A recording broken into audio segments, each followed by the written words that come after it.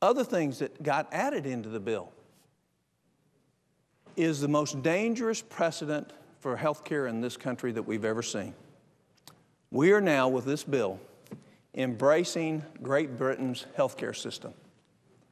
What we're saying is we're going to allow the government in the future to decide what care you'll get.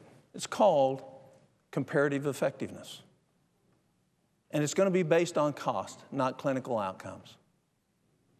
And we're going to abandon the knowledge of physicians, the experience they have with their patients, the 8 to 12 years of additional training that they have, and lives that have been dedicated to improving the health of their patients.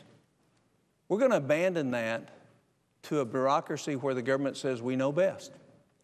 And we're going to do that because we can't afford Medicare in the future. And we're going to say, just like England says, that well, if you only get one more year of life, then the most we can spend on you is $49,000. And if you're 75 years of age and you're a Medicare patient, you fall and break your hip, we're sorry, we're not going to do it because it's not cost effective.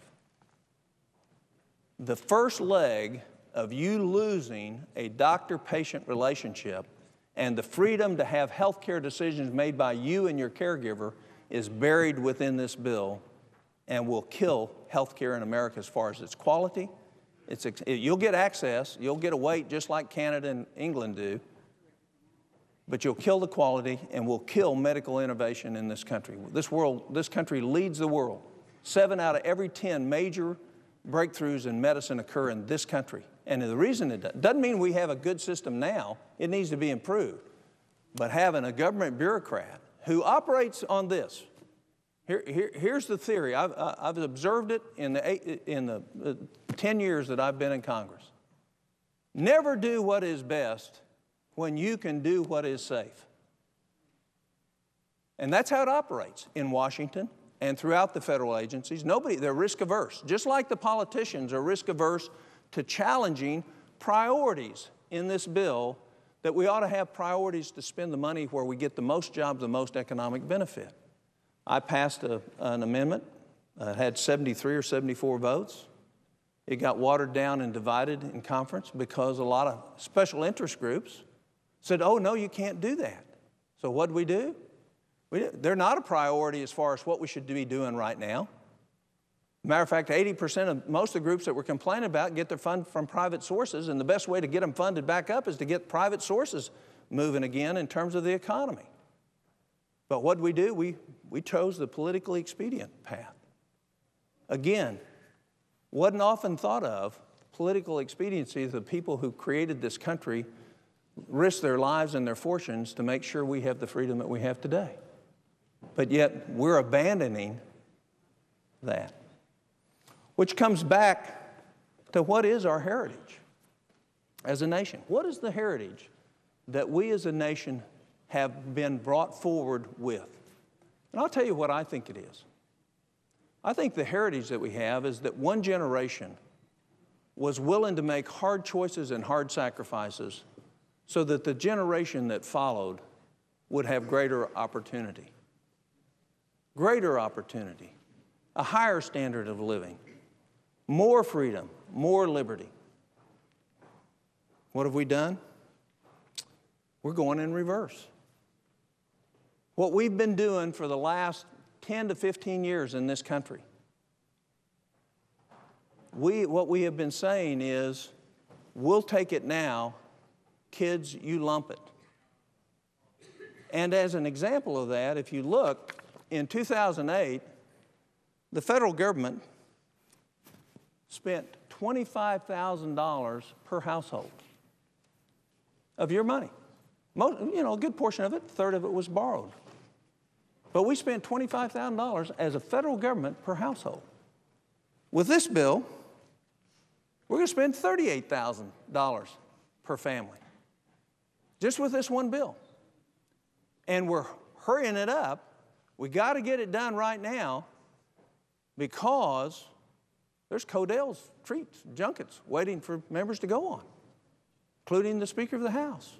So we got a bill that nobody's read, that has some real questions about whether it's going to be stimulative, that has taken out good financial controls like competitive bidding, taken out listing priorities, and we're going to vote on it tonight with nobody ever read it. That's just about as bad as the partisan bickering that we've heard.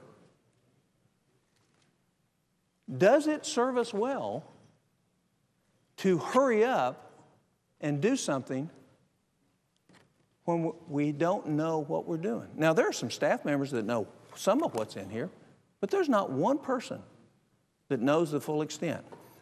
Mark my words, within a month, we'll be back in here passing a bill to do all the corrections to this that we don't have right and correct at this time.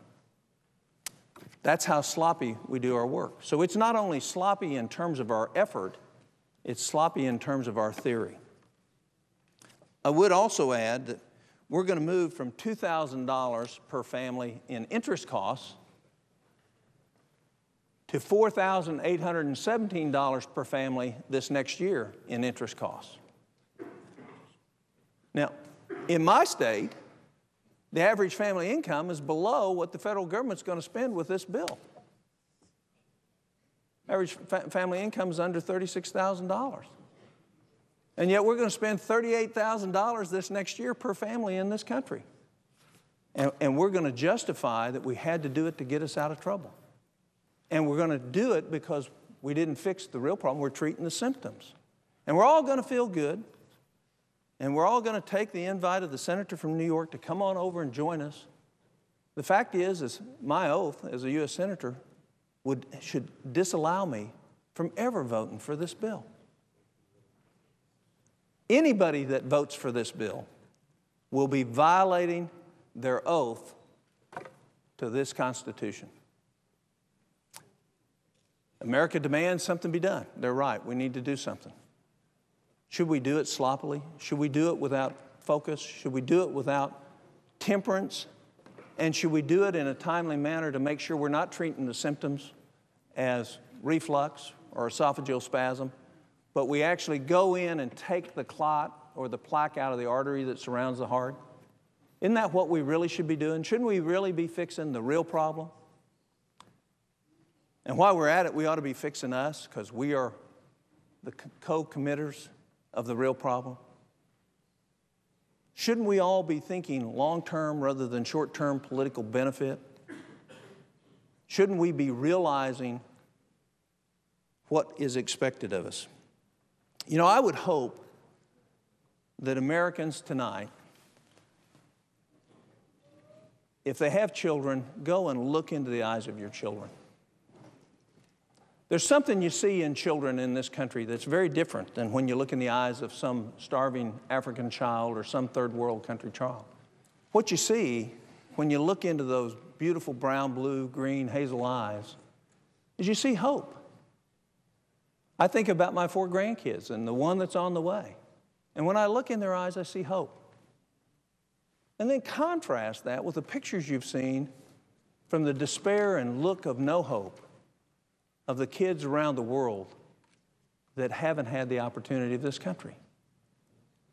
And what we're doing is we're stealing some of that hope tonight from our children. And if you don't have a child but you've had one and they're grown up, think back to that picture that you have on the wall and look into those eyes and say, do you really want to steal that hope? Because that's what we're doing. We're limiting their liberty economically. We're limiting their freedom to be the best and brightest and have the greatest potential that any society has ever offered their youngest citizens. That's what we're doing with this bill.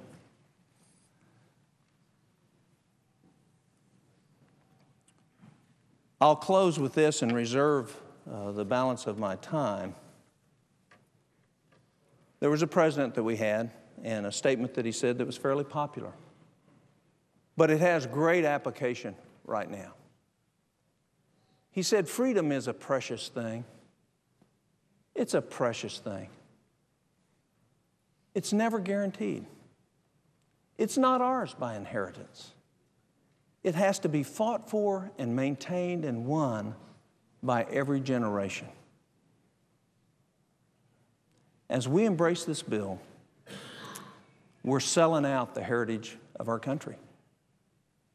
We're denying the hope and joy in those young eyes, and we're limiting the freedom that our children will enjoy.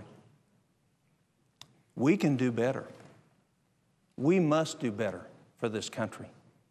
Our country needs statesmen who will sacrifice themselves for the best interest of the country rather than the best interest of their party or the best interest of their political career. Freedom is a precious thing. We're going to take a bit of it away tonight. It's going to go away.